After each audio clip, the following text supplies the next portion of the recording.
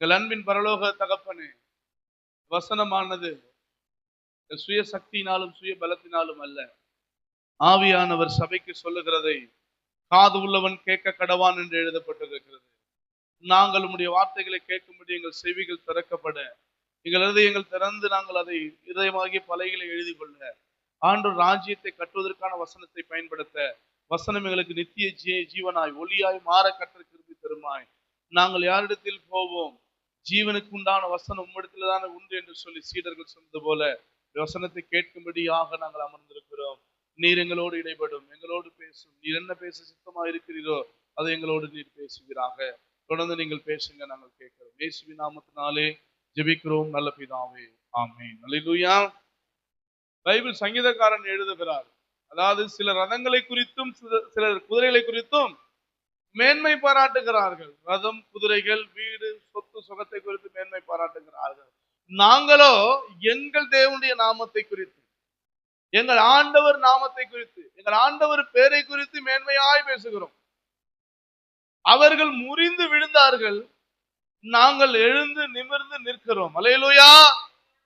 வசனம் சொல்லுது, கடைசி காலத்துல சிலர் என்ன பண்ணுவாங்களா, ரதங்களை குறித்தும் குதிரைகளை குறித்தும் விக்கிரகங்களை குறித்தும் மனிதரை குறித்தும் மனித பொருட்களை குறித்தும் வீடு வாசலை குறித்து மேன்மை பாராட்டுவோம், பெருமை கொள்வார்கள். நாங்க பெரிய ஆளு, நாங்க வளர்ந்தவர்கள், எங்களை போல யாரும் இல்லைன்னு சொல்லிட்டு தன்னுடைய பெருமிதம் கொண்டு பெருமையா பேசுவாங்க. ஆனா சில கிறிஸ்தவர்கள் என்ன பண்ணுவாங்க அப்படின்னா, கிறிஸ்தவர்களுக்கு தான் சொல்றாரு இது, கிறிஸ்தவர்கள் என்ன பண்ணுவாங்களா, ரதங்களை குறித்து குதிரை குறித்து மேன்மை பாராட்ட மாட்டாங்களாம், அவர் தேவனுடைய நாமத்தை குறித்து மேன்மை பாராட்டுவாங்களாம். தேவ நாமம் எவ்வளவு பெரியவைகள், தேவநாமம் எவ்வளவு பெருசா இருக்குது, அதை குறித்து மேன்மை பாராட்டுகிறார்கள். அந்த பஸ்ட் குதிரைகளை குறித்து ரதங்களை குறித்து மேன்மை, அவர்கள் முறிந்து விழுந்தார்கள், அவர்கள் முறிஞ்சிட்டாங்க. இன்னைக்கு நிறைய பேரோட வாழ்க்கையில முறிஞ்சு போயிருங்க, முறிந்து விழுந்தார்கள். நாங்களோ நாங்களோ எழுந்து நிமிர்ந்து நிற்கிறோம். அல்லேலூயா, அல்லேலூயா. நாம எழுந்து நிமிர்ந்து நிற்கிற ஜனம், நாம எழுந்து நிமிர்ந்து நிக்கிற ஜனமா இருக்கணும், விழுந்து போற ஜனமா இருக்கக்கூடாது. ஒரு அலை அடிச்சா விழுறவங்களா இருக்கக்கூடாது, ஒரு சோகம் வந்தா அழுகுறவங்களா இருக்கக்கூடாது, துக்கம் வந்தா அது சோர்ந்து போறவங்களா இருக்கக்கூடாது. எல்லாத்திலும் எழுந்து நிமிர்ந்து நிற்கிற ஒரு ஆளாய் நாம் இருக்க வேண்டும் என்று சொல்லி கர்த்தர் விரும்புகிறார். அதற்கு எலியா எழுந்து நிமிர்ந்து நிற்கிறவனா இருந்தார். சொல்லியமா, எழுந்து நிமிர்ந்து நிற்கிறவங்களா இருந்தார். 850 தீர்க்கதரிசிகள் மத்தியிலே அவங்க எல்லாம் என்ன பண்ணாங்க, ரதங்களை குறித்து மேன்மை பாராட்டினார்கள், குதிரைகளை குறித்து மேன்மை பாராட்டினார்கள், பாகாலை குறித்து மேன்மை பாராட்டினார்கள், சிலை வழிபாட்டுக்கு மேன்மை கொடுத்தாங்க. ஆனா அவர்கள் முறிந்து விழுந்தார்கள். இவர் இயேசுவின் நாமத்தை குறித்து மாத்திரமே மேன்மை பாராட்டினார். அவர்கள் எழுந்து நிமிர்ந்து நின்றார். இப்ப ஆண்டவர் நாமத்தை மேன்மைப்படுத்தாதபடி உங்க வாழ்க்கை ஏன் போகுது? உங்க வாழ்க்கைக்கு ஆண்டவர் நாமத்தை ஏன் மகிமைப்படுத்த முடியல? ஆண்டவரை ஏன் நீங்க தூக்கி பேச முடியல? உங்க தெருவுல, உங்க ஊர்ல, உங்க கிராமத்துல, நீங்க வசிக்கிற இடங்கள்ல உங்க மூலமா ஏசப்பா நாம மகிமைப்படுதா? உங்க குடும்பத்தின் மூலமாய், உங்க பிள்ளைகள் மூலமாய், அல்லேலூயா, உங்க கணவர் மூலமாய், உங்க மனைவி மூலமாய் உண்மையாகவே உங்க குடும்பத்துல ஆண்டவர் நாம மகிமைப்படுதா? நீங்களே ஏசப்பா பிள்ளைகளா இருக்கீங்கல்ல, அப்ப ஆண்டவர் நாம மகிமைப்படும்படியாதானே எனக்கு கர்த்தர் வச்சிருக்கிறாரு. நான் பூமியில இருக்கக்கூட சொல்றாரு, மலை மேல் உள்ள பட்டணம் மறைந்திருக்கல் ஆகாது. நீங்கள் உலகத்துக்கு உப்பா இருப்பீர்கள், நீங்கள் உலகத்துக்கு உப்பா இருப்பீங்க, உலகத்துக்கு நீங்க வெளிச்சமா இருப்பீங்க. உங்க வெளிச்சம் என்ன பண்ணுமா, மலை மேல உள்ள பட்டணத்தில் இருக்குமா. ஒருவன் விளக்கை கொளுத்தி அது மரக்காலால் மூட மாட்டான், அதை தண்டில் மேல் வைப்பானா. பிறருக்கு வெளிச்சம் கொடுக்கிற அளவுக்கு நீங்க வாழ்றீங்களா? அப்ப நீங்க உலகத்துல இருக்கிற எவன் வேணாலும் எதை குறித்து மேன்மை பாராட்டட்டும், நான் என் தேவனை குறித்து மேன்மை பாராட்டுகிற ஒரு அனுபவத்துக்குள்ள போகணும் அப்படின்னு சொல்லுங்க. இது வரைக்கும் நீங்க எப்படி இருந்தீங்களோ ஓகே, இனி வருகிற காலங்களில் நீங்க தேவநாமத்தை மேன்மை பாராட்டணும். இப்ப தேவ நாமத்தை நீங்கள் மேன்மை பாராட்டணும், தேவனுக்கு உகந்தவர்களா நீங்கள் வாழ வேண்டுமானால் நீங்கள் செய்ய வேண்டிய 3 காரியம். நீங்கள் செய்ய வேண்டிய 3 காரியத்தை நான் சொல்லிட்டு என்ன பண்ண போறேன், ஜெபிக்க போகிறேன். தேவனுக்கு நேராய், தேவனுக்கு உகந்தவனாய் நீங்கள் வாழணும்னா நான் சொல்லுகிற 3 காரியம், சரிங்களா? 1, தேவனிடத்தில் நேரத்தை செலவிட வேண்டும். அல்லேலூயா. நீங்க தேவனை அறிந்து கொள்வதற்கு, தேவனை புரிந்து கொள்வதற்கு, தேவனை யாருன்னு தெரிஞ்சாதானே அவரை மகிமைப்படுத்த முடியும். தேவன் யாரு? உங்களை ஒரு கேள்வி கேட்கிறாங்க, இயேசு எப்படிப்பட்டவர், இயேசு யார் என்று கேட்கிறார். சிலர் ஆண்டவர் பிலிப்பி செசரியா என்கிற ஒரு பட்டணத்துக்கு போகிறார். மத்தேயு சுவிசேஷம் 16ஆம் அதிகாரத்துல பிலிப்பி செசரியா என்கிற ஒரு பட்டணத்துக்கு போகும்போது சீஷர்களை நோக்கி அவர் கேட்கிறார், ஜனங்கள் என்னை யார் என்று சொல்லுகிறார்கள்? அல்லேலூயா, அல்லேலூயா. அதுல ஒருத்தர் சொல்றாரு, உம்மை எலியா என்றும், உம்மை யோவான் ஸ்நானகன் என்றும், உம்மை தீர்க்கதரிசியில் ஒருவர் என்றும் என்ன பண்றாங்க, உம்மை சொல்லுகிறார்கள் அப்படின்னு சொல்றாரு. ஆண்டவர் அவரை பார்த்து, அவங்களை சீஷர்களை பார்த்து கேட்கிறார், நீங்கள் என்னை யார் என்று எண்ணுகிறீர்கள்? அல்லேலூயா. நல்லா புரிஞ்சுங்க. ஆண்டவர் கேட்கிற, நீங்க அவர் அதுக்கு பேதுரு சொல்றாரு, அல்லேலூயா, நீ ஜீவனுள்ள தேவனுடைய ஒரே குமாரன் என்று சொல்லி நான் விசுவாசிக்கிறேன். அல்லேலூயா. மத்தது மாதிரி இல்ல, நீங்க உயிரோடு கூட வாழ்றீங்க, நீங்க உயிரோடு கூட இருக்கீங்கன்றத நான் நம்புறேன்பா. நீங்க உயிரோடு இருக்கிற தெய்வம், உன் மகத்துவம் பெருசு அப்படிங்கிற. அதனாலதான் பேதுரு சீஷர் சொல்லுவாங்க, சீஷர்லாம் பல பேர் ஏசப்பா விட்டுட்டு போயிடுவாங்க, பின்வாங்கி போயிடுவாங்க. அப்ப ஏசப்பா கேட்பாரு, யோவான் 6:66 வாசித்து பாத்தீங்கன்னா சொல்லுவாரு, வாசி பாருங்க, யோவான் 6:66 வாசிக்கு பார்ப்போம் டக்குன்னு.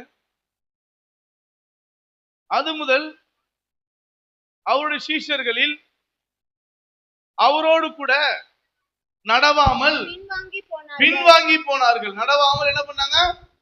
ஏசப்பா கூட எல்லாருமே என்ன பண்ண முடியாது, இருக்க முடியாது. ஏசப்பா சிங்கங்க, ஏசப்பா சிங்கம். பின்வாங்கி போனார்கள். அப்பொழுது இயேசு 12 பேரையும் நோக்கி, நீங்களும் போய்விட மனதாய் இருக்கிறீர்களோ என்றார். நீங்களும் போறதுக்கு ரெடியா இருக்கீங்களான்னு கேக்குறாரு. அதுக்கு சீஷர்கள் சொல்றாங்க, சீமோன் பேதுரு அதற்கு சீமோன் பேதுரு பிரதியுத்தரமாக, புரிஞ்சுக்கொள்ளுங்க, அங்க யார் சொன்னா ஜீவனுள்ள தேவன் என்று சொல்லி பேதுரு, இங்க யார் சொல்றா? சீமோன் பேதுரு. சீமோன் பேதுரு பிரதியுத்தரமாக, மறு உத்தரவாக, ஆண்டவரே, யாரிடத்தில் போவோம்? நாங்கள் போவோம். யாங்க ஆண்டவரே போக முடியும்? எல்லாம் உம்மை விட்டு பின்வாங்கி போகட்டும், நாங்க யார் இடத்துல போவோம்? நித்திய ஜீவ வசனங்கள் உம்மிடத்தில் உண்டே. நித்தியத்துக்கான வழி, வாசல், வசனம், சொற்கள் உம்மிடத்துல தான் இருக்குங்கிறார். அல்லேலூயா, அல்லேலூயா. தேவனுடைய மகத்துவம் என்னன்னு தெரியாத கிறிஸ்துவ வாழ்க்கை வாழவே முடியாது. சும்மா யாரோ சொல்லிட்டாங்க, ஞானஸ்நானம் பெற்றோம், நிறைய சபைகள் நிக்காது, நிறைய சபைகள் நிக்காது. ஒரு கூட்டம் போய் அமையுது, ஒரு கூட்டம் போது வருது, எல்லாம் நிக்காது. சத்தியத்துக்கு நிக்கிற சபைகள் தான் நிக்க போகுது. கடைசி காலத்துல கர்த்தர் வேறு பிரிக்க போகிறார். ஆமீன் சொல்லுங்க பாப்போம். அந்த சபை எப்படிப்பட்டதா இருக்குமா? சத்தியத்தை. அதனாலதான் நான் உங்களுக்கு சொன்ன, மீண்டும் சொல்லுகிறேன், ஆகார குறைவினால் வரக்கூடிய பஞ்சம் அல்ல, ஜல குறைவினால் வரக்கூடிய பஞ்சம் அல்ல, என் வேத வசனத்துக்கு ஒரு காலம் பஞ்சம் வரும். அல்லேலூயா. வசனத்தை போதிக்கிற சபை இல்லாமல் போகும். தீமோத்தேயுக்கு எழுதுறார், சமயம் வாய்த்தாலும் வாய்க்காவிட்டாலும் திருவசனத்தை ஜாக்கிரதையாய் கடிந்து கொண்டு கண்டனம் பண்ணி புத்தி சொல். ஏனென்றால் அவர்கள் செவி தின்னவுள்ளவர்களாகி தாங்கள் சுய இச்சைகளுக்கு ஏற்ற போதர்களை அவளுக்கு தெரிந்து கொண்டு கட்டுக்கதைகளுக்கு சாய்ந்து போகும் காலம் வரும். அப்ப சபையில என்ன நடக்குமா? கட்டு கதைகள் நடக்க ஆரம்பிச்சிடும், சிரிப்பு நடக்க ஆரம்பிச்சிடும். அப்படி பேசுறது, இப்படி பேசுறது. சத்தியத்துக்கு குறைவான நேரங்களும் மற்ற எல்லாத்துக்கும் நிறைவான நேரங்களும் கொடுக்க ஆரம்பிச்சிடும். சத்திய ஜீவியம் இந்த சபை ஜீவனுடைய சபை, சத்தியத்துக்கு தூணாவும் ஆதாரமா இருக்கு. சத்தியத்துக்கு தூணும் ஆதாரமா இருக்கு. அல்லேலூயா. சபை என்னவா? சத்தியத்துக்கு தூணும். சத்தியவதிகளும் சத்தியவான்களும் உருவாக்கப்பட வேண்டும். சொல்லுங்க, சத்தியவதிகளும் சத்தியவான்களும் உருவாக்கப்பட வேண்டும். அப்புறம் ஞாயிற்றுக்கிழமை உங்களால சர்ச்சைக்கு வராம இருக்க முடியுமா? நீங்க ஏன்னா சத்தியவானாச்சு, சத்தியத்துக்கு செவி கொடுக்கறவனாச்சு, வசனத்தை கேட்கிறோம். நீங்க எப்படி வேலைக்கு போவீங்க? அப்போ நீங்க வேலைக்கு போறீங்க அப்படின்னா ஆண்டவர் நீங்க எவ்வளவு கேவலமா நினைக்கிறீங்க, ஆண்டவர் எவ்வளவு கேவலப்படுத்தி நினைப்பீங்க. இதுதான் பேச போறோம் இன்னைக்கு. அப்ப ஆண்டவர் என்ன நினைக்கிறார் அப்படின்னா, நீங்களும் நானும் தேவனோடு கூட நேரத்தை செலவிட வேண்டும். அந்தரங்கத்தில் பார்க்கிற பிதா வெளியரங்கமாய் பலன் கொடுப்பார்னு சொல்றாருல வசனம். அந்தரங்கத்தில் பார்க்கிறவர் வெளியரங்கமா பலன் கொடுப்பார்னு சொல்றாருல. அந்த வெளியரங்கன்னா, நீங்க ஆராதனையில ஜெபம் பண்ணு, கர்த்தர் வெளியே அற்புதத்தை செய்ய ஆரம்பிச்சுவார். சபையில இருக்கிற எல்லாருமே உண்மையா ஜெபம் பண்ணீங்களா? உண்மையா ஜெபம் பண்ணுங்க, வெளியில அற்புதம் நடக்க ஆரம்பிச்சிடும். ஒரு பாஸ்டிங் பிரேயர்ல உண்மையா ஜெபம் பண்ணுங்க, ஒரு ஞாயிற்றுக்கிழமை சபையில உண்மையா ஜெபம் பண்ணுங்க, கர்த்தர் வெளியே அற்புதம் செய்ய ஆரம்பிச்சிடுவார். நீங்க சொல்லுவீங்க, நான் ஜெபம் பண்ணிக்கிட்டே இருந்தேன், டக்குன்னு எனக்கு ஒரு அற்புதம் நடந்துச்சு. நீங்க ஜெபமே பண்றது இல்லையே. ஞாயிற்றுக்கிழமை ஒரு நாளை தவிர வேற என்னைக்கு ஜெபம் பண்ணிருக்கீங்க? அப்ப ஜெபம்தான் மிகப்பெரிய ஒரு ஆயுதமாய் மாறுது. ஜெபம்தான் தேவனோடு கூட நேரத்தை செலவிடுகிற நேரம். ஜெபம்தான் ஒரு மனிதனுக்கு வெற்றி வாழ்க்கையை கொண்டு வருது. ஜெபிக்காதவனுக்கு வெற்றி வாழ்க்கை வரவே வராது. தேவனோடு கூட நீங்க நேரத்தை செலவிடணும். தேவனோடு மகத்துவத்தை பேசணும். ஜெபமே பண்ண மாட்டேன் நீ. உனக்கு சூழல் வரும்பொழுது, வேதனை வரும்போது, துக்கம் வரும்போது மட்டும் எனக்கு ஜெபம் பண்ணுங்கன்னு சொல்ற ஒரு கூட்டம் உண்டு. ஆனா எனி டைம் தேவனை நோக்கி பார்க்கிற ஒரு சில ஆட்கள் உண்டு. நீங்கள் ஆதி திருச்சபையில பாத்தீங்கன்னா எல்லாருமே ஜெபத்துலதான் இருக்கிறாங்க.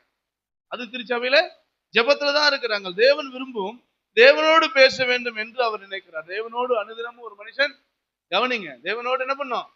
அனுதினமும் பேசணும், அனுதினமும் பேசணும். நீ பேசியிருந்தா உன் வாழ்க்கையே மாறி இருக்கும். நீ பேசியிருந்தா உன் வாழ்க்கை என்னைக்கே மாறி இருக்கும். உன் வாழ்க்கை கேலி கிண்டலாம் ஆகுறதுக்கு காரணம் நீ ஆண்டவரோடு தொடர்பை துண்டிச்சுட்ட. உன் வாழ்க்கை இன்னைக்கு வீணா போனதுக்கும், உன் வாழ்க்கையில இருக்கிற இன்னைக்கு கஷ்டத்துக்கும், கசப்புக்கும், வேதனைக்கும், துக்கமும் சோர்ந்து போய் நிற்பதற்கான ஒரு காரணம் நினைக்கிறீங்க. இது இல்ல மனுஷ வாழ்க்கை. நீங்க வாழ்றீங்களா? இப்ப நீங்களும் நானும் வாழ்றோம். அது இல்ல மனுஷ வாழ்க்கை. இதை காட்டிலும் ஒரு மேலான வாழ்க்கையை கத்து வச்சிருக்கிறார். அந்த மேலானவர்களை நாட வேண்டும் என்று சொல்லி கடவுள் விரும்புகிறார். நீங்க நினைச்சிட்டீங்க இதுக்குள்ளே வாழ்ந்துட்டு போயிடலாம், நம்ம வாழ்க்கை இதுதான் இருக்கு அப்படின்னா இல்லை. கர்த்தர் உங்களுக்கு மேலானவர்களை கொடுக்க ரொம்ப நிச்சயித்திருக்கிறார். அப்ப நீங்க இந்த வாழ்க்கை இல்ல, இன்னைக்கு வாழ்ற வாழ்க்கையை கர்த்தர் உங்களுக்கு தரல. இதோட ஒரு பெட்டர் வாழ்க்கையை கர்த்தர் வச்சிருக்கிறார். இதோட ஆசீர்வாதமான ஒரு வாழ்க்கையை வச்சிருக்கிறாரு. இதால மேன்மையான ஒரு ஆசீர்வாதத்தை கர்த்தர் வச்சிருக்கிறாரு. அப்ப நீங்களும் நான் என்ன செய்யணும்? தேவனோடு கூட நேரத்தை செலவிட வேண்டும். நிறைய பேர் தேவனோடு நேரத்தை செலவிடுறீங்களா? செலவிடுவீங்க. ஜெபிக்கிறவங்க இருக்கீங்க, ஆராதிக்கிறவங்க. ஆனா உங்க குணம் மாறி இருக்கா? உங்க குணம் மாறி இருக்கா? வரவே இல்லையே. இப்ப நேரத்தோட நீங்க என்ன பண்ணலாம்? பேருக்காக ஒருத்தன் ஜெபம் பண்ணலாங்க. பேருக்காக சிலர் ஜெபம் பண்ணுவாங்க. சொல்லிட்ட பிறகு என்ன பண்ணுவாங்க? பேருக்காக. பேருக்காக இல்ல, தேவனோடு பேசுகிற ஒரு ஜெபம், தேவனோட நேரத்தை செலவிடுகிற ஒரு ஜெபம். தேவன் பேசும் பொழுது இது நான் பைபிள் படிக்கும் போது கர்த்தர் எனக்கு ஒரு வசனத்தை சொன்னார். 16ஆம் அதிகாரம் கடைசி வசனம், சங்கீதம் 16 கடைசி வசனம் பார்ப்போம். சங்கீதம் 16 கடைசி வசனம். சங்கீதம் 16:16 தான் நினைக்கிறேன். ஜீவ மார்க்கத்தை எனக்கு போதித்தீர், ஜீவ மார்க்கத்தை எனக்கு தெரியப்படுத்துவீர், உம்முடைய சமூகத்தில் பரிபூர்ண ஆனந்தமும் உமது வலது பாசத்தில் நித்திய பேரின்பமும் உண்டா. அல்லேலூயா, அல்லேலூயா, அல்லேலூயா. எவ்வளவு அருமையா சங்கீதக்காரன் எழுதியிருக்காரு பாருங்க. இதை பேசும்போது எனக்கு துள்ளிச்சு பரிசுத்த ஆவியானவர். வசனம் பேசும்போது, பாடும்போது பரிசுத்த ஆவியானவர் வர்றது இல்ல, பேண்ட் அடிக்கும் போது வர்றது இல்ல, மியூசிக் போடும் போது வருவதில்லை. வசனத்தை கேட்கும் பொழுதே பரிசுத்த ஆவியானவர் துள்ளல் வரணும். பாவம் செஞ்சுக்கிட்டு இருக்கீங்களா? நீங்க தான் சபையை விட்டு வெளியே போனா பாவத்துக்கு அடிமையாயிரமே. வாலிப பிள்ளை பாவத்துக்கு அடிமையாயிரம். அதனாலதான் பெரிய அளவுல நம்ம பெரிய ரிசல்ட் நம்மளால சபையில என்ன பண்ணல, பார்க்க முடியல. அதனால ரதங்கள் இன்னைக்கு என்ன பண்ணுது? மேன்மையா போயிட்டு இருக்கு. ரதங்களை குறித்து மேன்மை போயிட்டு இருக்கு. ஆனா நாம தான் எழுந்து நிற்க போறோங்கிறது நிச்சயித்து கர்த்தர் வைத்திருக்கிறார். அல்லேலூயா, அல்லேலூயா. அப்ப ஜீவ மார்க்கத்தை எனக்கு போதித்து இந்த சமூகத்துல, நம்முடைய சமூகத்துல எனக்கு என்ன உண்டு? பரிபூர்ண ஆனந்தம். அது எங்க வருமா பரிபூர்ண ஆனந்தம்? சமூகத்துல. நீங்க சர்ச்சில் என்ன நினைச்சுக்கீங்க? தேவ சமூகம் தான் சபை. தேவ சமூகம், தேவன் வாசம் பண்ணுகிற ஒரு இடம், தேவன் இருக்கிற இடம், தேவன் ஜெபத்தை கேட்கிற ஒரு இடம்னா பரிசுத்தமான ஒரு இடம். அல்லேலூயா. அப்ப தேவன் என்ன விரும்புறாரு அப்படின்னா, நம்ம ஆண்டவரோடு பேசணும், ஐக்கியப்பட வேண்டும் என்று விரும்புகிறார். ஆண்டவரோடு ஐக்கியம் வரணுங்க. உங்க ஐக்கியம் யாரோட கூட இருக்குது?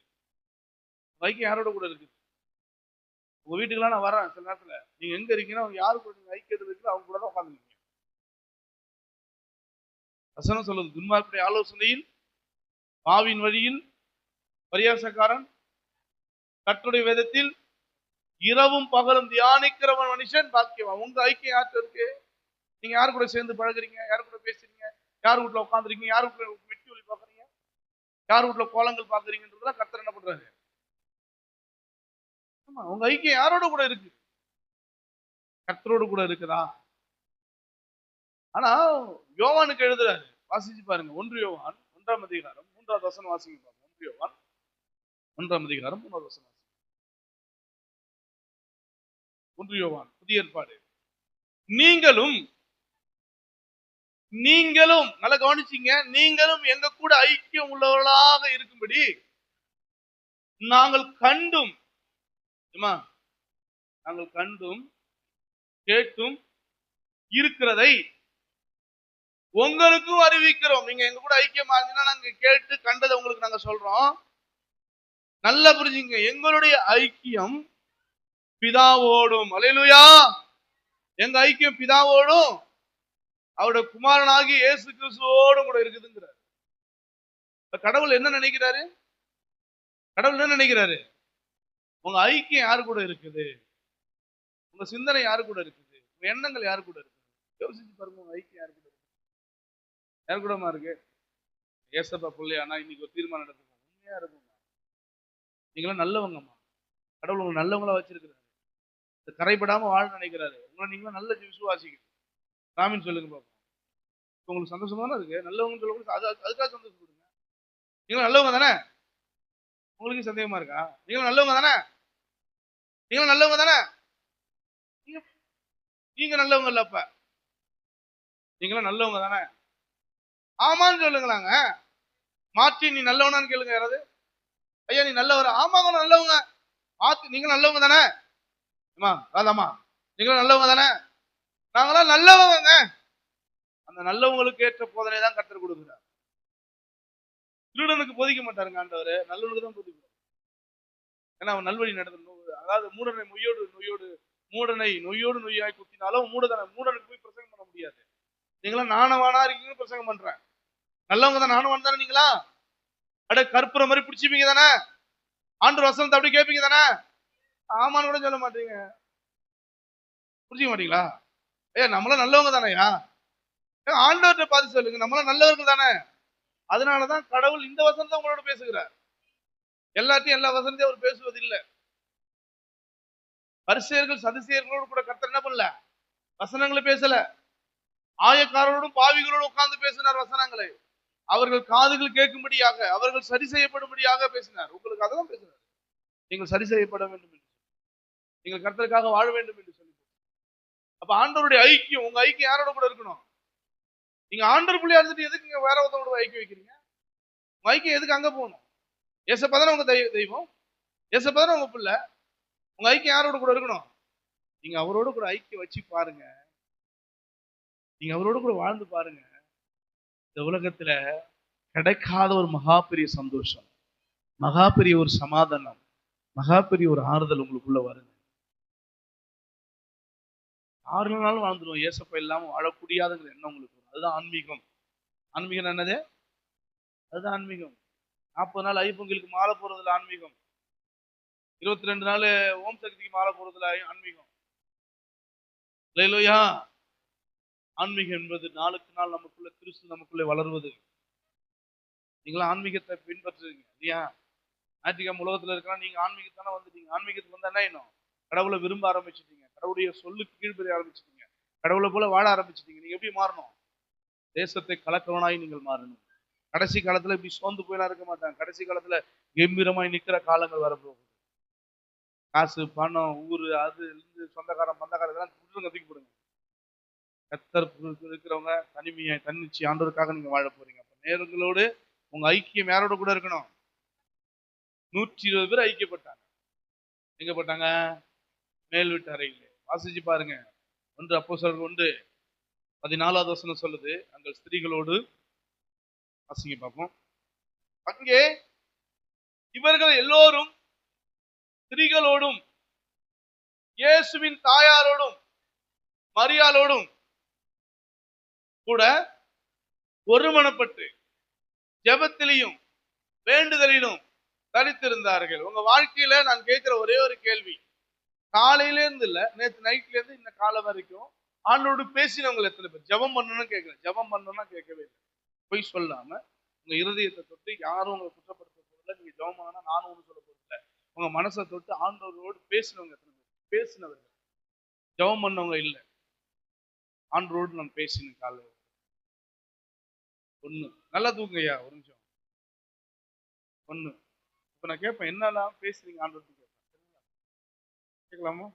என்ன பேசுனமா? இந்திராமா என்ன பேசுனீங்க சும்மா சொல்லுங்க. நீங்க நான் ஜெபம் என்ன பேசுனீங்க ஆண்டவர்கிட்ட? காலைல எழுந்த உடனே என்ன பேசுனீங்க? ஆ? இதனாலதான் நான் கை தூக்குறீங்களா? இதனாலதான் என்ன பண்றதா? நான் கை தூக்கலாம்னு நினைச்சா கூட நீங்க உண்மையை பேசுனா உண்மையை டான்னு உடைக்க போறீங்க. என்ன பேசுறேன்னு சொன்னீங்கன்னா ஆமா காலைல எழுந்தா ஆண்டவரே நான் இன்னைக்கு சர்ச்சுக்கு போகணும் ஆண்டவர் அப்படின்னு நான் பேசுறேன்றது நீங்க சொல்ல போறீங்க. அப்ப நீங்க போய் சொன்னீங்கன்னா என்ன வந்துறீங்களா? ஐயோ அடுத்த நாள் அடுத்த வாரம் கையவே தூக்க மாட்டாங்க அப்படின்னு தீர்மானம் தான் எடுக்க ஆரம்பிப்பீங்க.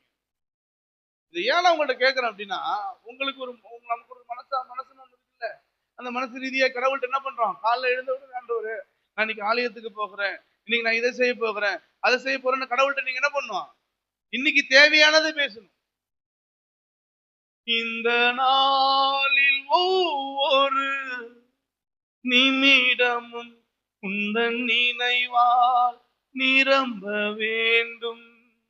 இந்த நாளில் ஒவ்வொரு நிமிடமும் உந்தன் நினைவால் நிரம்ப வேண்டும்.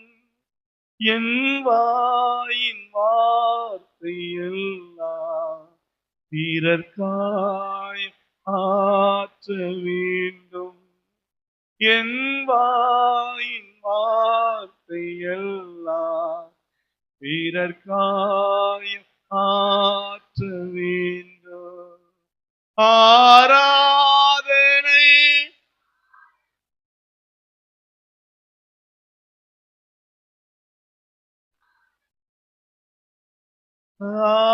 ஆராதனை ஆராதனை ஆராதனை ஆராதனை அன்பரேசுராஜனுக்கு ஆவியான அன்பரேசு ஆவியான அதிகாலையில் உம் திருமுகம் தேடி அர்ப்பணித்தே என்னையே. ஆராதனை துதி ஸ்தோத்திரங்கள் அப்பனே உமக்கு தந்தேன். அன்பு நேசரே உம் திருமுகம் தேடி அர்ப்பணித்தே என்னையே. ஆராதனை துதி ஸ்தோத்திரங்கள் அப்பனே உமக்கு தந்தே. அந்த காலையில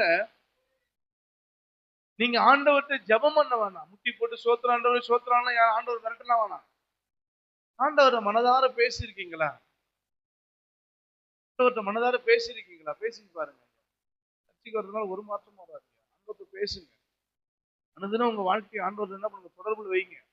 உங்க தொடர்பு துண்டிக்கப்படாதபடிக்கு உங்க தொடர்பு ரொம்ப கரண்ட்ல இருக்கணும். ஒரு வண்டி 1 வருஷத்துக்கு மேல லைசன்ஸ் என்ன பண்ணும்? ரெனியூல் பண்ண சொல்லுகிறார். ஒரு வாகனம் 2 வீலரா இருக்கட்டும் 4 வீலரா இருக்கட்டும் ரெனியூல் பண்ண சொல்லுகிறார். ஒரு லேப்டாப் ஒரு சிஸ்டம் நீங்க நைட்டு தொடர்புல அந்த ஆஃப் பண்ணீங்கன்னா அடுத்த நாள் வந்து அதை ரீஃப்ரெஷ் பண்ண சொல்றான். தொடர்பை துண்டு பண்றதுக்கு. வாழ்க்கையில நீங்க ஆண்டவர் கூட தொடர்புல இருக்கீங்களா? ஐக்கியமா இருக்கீங்களா? ஆண்டவர் உங்களோட பேசுறாரா? நீங்க ஆண்டவர்கிட்ட பேசுறீங்களா? என்ற எண்ணம் உங்களுக்கு இல்லாம நீங்க சர்ச்சில் என்ன பண்ண முடியாதியா? பேருக்கு வேணா என்ன பண்ணலாம்? ஸ்தோத்திரம் அல்லேலூயா சபைக்கு போறேன் நானும் கிறிஸ்தவன் சொல்லிட்டு ஆண்டவரை மனதார மனந்திருந்து பேசக்கூடிய விசுவாசம். ஏக்கங்களை அறிந்தவர்கள் இல்லை. ஒரு சிந்தனை அறிந்த கூட்டம் ஒரு கூட்டம் ஜெபிக்கிறதுலாம் பெருசு காரியம் இல்ல. சோத்திரம் சோத்திரம் சோத்திரம் அல்லேலூயா அல்லேலூயா அல்லேலூயா ஆண்டவரே ஆண்டவரே சோத்திரம் ஆண்டவரே சோத்திரம் ஆண்டவரே நீ ஆசீர்வதியம் பிள்ளை ஆசீர்வதியம் பேர கொஞ்சம் ஆசீர்வதி இதெல்லாம் இல்ல. ஆண்டவரோடு மனம் திறந்து பேசக்கூடிய ஒரு தருணம். காலையிலயோ மதியமோ இரவோ ஆண்டவரோடு பேசுகிறவர் அவரோட தொடர்புல இருக்கிறவர் உங்களுக்கு இருக்கா? இல்லாம உங்களுக்கு எப்படி வழி மாறும்? கடன் பிரச்சனை எப்படி ஆண்டோட பேசுங்க. மனுஷங்கிட்ட பேசுறீங்கல்ல மணிக்கணக்கில் உட்காந்து ஆண்டோடு இன்னைக்கு போய் பேசுங்க. இதுல இருந்து ஒரு தீர்மானம் எடுத்துக்கிறது. நீங்க ஆண்டோடு பேசினாதான் உனக்கு பலன் கூடும். மனுஷன் பேசுறவனுக்கு எல்லாம் கொடுத்துருவானா? மனுஷன் உங்களுக்கு எல்லாம் கொடுத்துருவாங்களா? அதனாலதான் பேதுரு யோவான் என்ன பண்றாங்க? தேவாலயத்துக்கு போகிறார்கள். அல்லேலூயா. தேவாலயத்துக்கு வர கசக்கு தானே உங்களுக்கு. 10 பேர் ஜெபிக்கிறாங்க. மத்தவங்க எல்லாம் எங்க போறீங்க? பேச்சாவில் இருக்கிற நீங்க ஐயோ நான் அப்படி வாழணும் இப்படி வாழணும்னு சொல்றீங்களே, எப்படி வாழ்வீங்க? தேவாலயத்துக்கு பேதுரு யோவானும் வந்தாங்க. தேவாலயத்துக்கு போயிட்டு முழங்கால் பற்றி ஜெபிக்கிற ஒரு குணம் இருந்துச்சு. அதனாலதான் அங்க அற்புத அடையாளத்தை கர்த்தர் செஞ்சார். உங்க வாழ்க்கையில ஜெபிக்கிற குணம் இருக்கணும், ஆண்டவரோடு பேசுகிற குணம் இருக்கணும், அவனோட பரிந்து பேசுகிற குணம் இருக்கணும். ஆமா ஆமா என்ன இருக்கணும்? ஜெபிக்கிற ஒரு குணம் இருக்கணும். அப்பதான் உன் வீட்டுல என்ன பண்ணும்? தேவையில்லாத பிரச்சனை தீரும். ஆண்டவரோட பிள்ளைகள் ஜெபிக்கிறவர்களாய் காணப்பட்டாங்க. 120 பேர் ஜெபம் பண்ணாங்க. 1வது வசனம் 120 பேர் ஜெபம் பண்றாங்க. 2வது வசனத்துல ஜெபம் பண்றாங்க, மேல் வீட்டு அறையில் அக்கினி இறங்குச்சு. 3வது வசனம் ஜெபம் பண்றாங்க. 4வது அதிகாரம் ஜெபம் பண்றாங்க. உங்க வாழ்க்கையில என்ன இல்ல?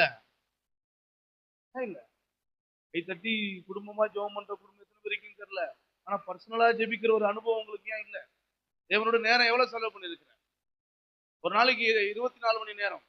24 மணி நேரத்துல எத்தனை மணி நேரம் நீ ஆண்டவருக்கு கொடுத்துருக்கிற? 24 மணி நேரம் தசம பாகம் எத்தனை மணி நேரம்? எவ்வளவு நேரம் கொடுத்தீங்க நீங்க? எவ்வளவு நேரம் கர்த்தருக்கு கொடுத்துருப்பீங்க நீங்க? 24 hours. ஒரு நாளைக்கு இரவு 12, பகல் 12, 24 எவ்வளவு நேரம் ஆண்டவருக்கு கொடுத்தீங்கம்மா? கவனிங்க, என்ன பாருங்க, எவ்வளவு நேரம் கொடுத்தீங்க? நீங்க கொடுத்து பாருங்களேன். உங்க ஜெபம் வல்லமையாய் மாற மாற மாற கிரியை கர்த்தரால் நடக்கப்படும். இது என்னங்க சபை கூட்டம்? வானத்தை பிளந்து கொண்டு வரும் கர்த்தருடைய ஆவி. எலியாவின் தேவன் இறங்குவதை பார்க்க முடியும். மாசற்றம் இல்ல, மாசு இல்லாத ஜெபம், பரிசுத்தமான ஜெபம், நீதியின் ஜெபம், கடவுளோடு கூட நெருங்கி வாழ்கிற, கடவுளோடு கூட நெருங்கி நெருங்கி பாருங்க. கர்த்தரின் சார்பில் இருக்கும்போது எனக்கு எதிராக நிற்பவன் யார்? அப்ப ஆணுடைய பிள்ளைகள் ஜெபிக்க ஆரம்பிக்கிறாங்க. உபத்திரம் வரும்போது ஜெபிக்கிறாங்க, பிரச்சனை வரும்போது ஜெபிக்கிறாங்க, சண்டை வரும்போது ஜெபிக்கிறாங்க, வாக்குவாதம் வரும்போது ஜெபிக்கிறாங்க, போராட்டம் வரும்போது ஆலோசனை பண்ணி ஜெபிக்கிறாங்க. அவங்களுக்கு ஒரே தீர்வு ஜெபம்தான். கிறிஸ்தவ வாழ்க்கைக்கு தீர்வு என்னது? ஜெபம்தான். உன் பேச்சு இல்ல, உன் பலன் அல்ல, உன் பணம் இல்ல, உன் படிப்பு அல்ல, உன் அந்தஸ்து அல்ல. ஒரு மனிதனுடைய ஒரு கிறிஸ்தவ வாழ்க்கைக்கு ஒரு தீர்வு ஜெபம். உங்க பிரச்சனைக்கு கணவன் மனைவியா சேர்ந்து என்னைக்கா ஜெபம் பண்ணிருக்கீங்க? முட்டி போட்டு கணவன் மனைவியா வரீங்க, சர்ச்சைக்கு வரீங்கல்ல, என்னைக்காவது கணவனும் 2 பேரும் முட்டி போட்டு ஜெபம் பண்ணிருக்கீங்களா? ஜெபம் பண்ணதே இல்லை.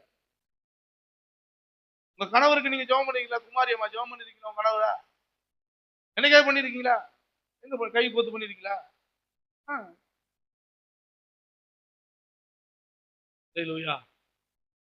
போங்க, கடவுளோட உட்காந்து பேசுங்க. ஜோதியம்மா கடவுளோட பேசிருக்கீங்களா? பேசுறதே இல்லை இது வரைக்கும். ஜெபம் மட்டும் பண்ணுவீங்க, சோத்திரம் சோத்திரம் சோத்திரம், என் பிள்ளை ஆசீர்வதிக்கும், பேசுறது எல்லாம் ஆசீர்வதிக்கும், அதெல்லாம் ஜெபம், விண்ணப்பம். தேவனோடு ஒரு உறவு, தேவனோடு ஒரு ஐக்கியம், ஐக்கிய சபைக்குள்ள இருந்தாதான் மிகப்பெரிய ஒரு மாற்றத்தை கர்த்தர் ஏற்படுத்த முடியும். அல்லேலூயா. அப்ப ஜெபம் ஜெபம் தான் நம்ம வாழ்க்கையில மிகப்பெரியதான காரியத்தை செய்யும். இப்ப நீங்க என்னத்தை தீர்மானம் எடுக்க போறீங்க? உங்க கஷ்டத்துக்கு காரணம் என்னது? வேலை இல்லாமையா? இல்லைங்க, ஜெபம் தான். வேலை இல்லாமலாம் இல்ல, நீ வேலை ஜெபம் பண்ணு, கர்த்தர் வேலையை கொடுப்பார். நீ கடனோட வாழ்றதுக்கு யாரு கடனா காரணம்? இல்ல, நீ கடன் தீரணும்னா ஜெபம் பண்ணு, முட்டி போடு, உபகாசி. எல்லாத்துக்கும் ஒரு தீர்வு. ஜெபித்து உபகாசித்தார்கள் ஜனங்கள். ஆதி சபை ஜனங்கள் ஜெபம் பண்ணினார்கள், உபவாசித்தார்கள், தேவ சமூகத்தை தேடினார்கள், தேவனுடைய பாதம் அமர்ந்தார்கள். நீ ஞாயிற்றுக்கிழமை ஒரு நாள் பாதம் அமர்ந்தா அற்புதம் நடக்கவே நடக்காது. கர்த்தர் சொல்றாரு, அத மழையும் பார்க்க மாட்டேன், காற்றையும் பார்க்க மாட்டேன், கர்த்தர் நீரினால் வாய்க்கால் நிரப்பப்படுங்கிறாரு. நிரப்பிக்கிட்டே இருப்பாரு கர்த்தர், சோர்ந்து போக விட மாட்டார். ஏன்னா அவர் ஜீவன் உள்ள தேவனங்க. பிரச்சனைக்கு காரணம் ஒரு ஜெபம் இல்ல, ஜெபமே இல்ல. கணவன் மனைவி ஜெபம் பண்ணீங்களா? பிள்ளையோட ஜெபம் பண்ணீங்களா? 5 பேர் வரவங்க, கணவன் மனைவி 5 பேர் வரவங்க இருக்கீங்கன்னா, என்னைக்காவது வீட்டுல உட்காந்து ஜெபம் பண்ணிருக்கீங்களா? உங்க பிள்ளைகள் அவங்கவுங்க ஒரு திசையில போவாங்க. இன்னைக்கு தெரியாதவருடைய வலி வேதனை ஒரு நாள் காட்டுவார். புரிந்து கொள்ளுங்கள் தம்பி, தெரிந்து கொள்ளுங்கள். கர்த்தருடைய ஆவியானவர் சொல்லுகிறார், ஜெப வாழ்க்கையை அதிகரிக்க பண்ணுங்க. தேவனோடு கூட அதிக நேரம் என்ன பண்ணுங்க? கவனிங்க, தேவனோடு கூட பேசுங்க. ஒரு தீர்மானத்தோட வீட்டுக்கு தேவனோட என்ன பண்ணுங்க? பேசுங்க. உங்க பிரச்சனைக்கான தீர்வு கிடைச்சிடும். சமாதான தீர்வு. இன்னைக்கு உங்க வீட்டுல எத்தனை பேர் குடும்ப சமாதானத்துல வாழ்றீங்க?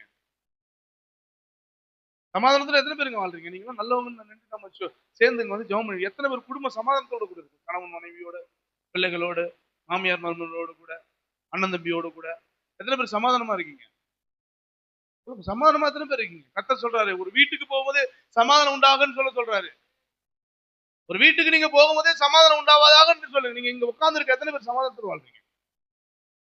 நம்ம ஜெபம் எப்படி கேட்கப்படும்னு நினைக்கிறீங்க? நம்ம எப்படி ஆண்டோட பிள்ளைகளா இருக்க முடியும்னு நினைக்கிறீங்க? கர்த்தர் இன்னைக்கு உங்க வாழ்க்கையில சமாதானத்தையும் சந்தோஷத்தையும் சகல நன்மையும் கர்த்தர் கொடுக்கணும் அப்படின்னா, நீ ஆண்டவரோட நேரத்தை என்ன பண்ண? ஆண்டவர் நான் என்ன செய்யணும் ஆண்டவரே? நான் எப்படி வாழ வேண்டும் ஆண்டவரே? எனக்கு என்ன வேலை கொடுக்க போறீங்க? நான் இந்த பிசினஸ் பண்ணலாமா பண்ணக்கூடாதா? இந்த வேலைக்கு போகலாமா போகக்கூடாதா? இந்த வாகனத்தை வாங்கலாமா வாங்கக்கூடாது? இந்த வீட்டை கட்டலாமா கட்டக்கூடாதா? எல்லாத்தையும் கடவுள்கிட்ட கேளுங்க. கடவுள் உங்களுக்கு எல்லா வகையான மேன்மையானதை கற்றுக் கொடுக்க போறீங்க. நோக்கி கூப்பிட உனக்கு மறு உத்தரவு கொடுக்க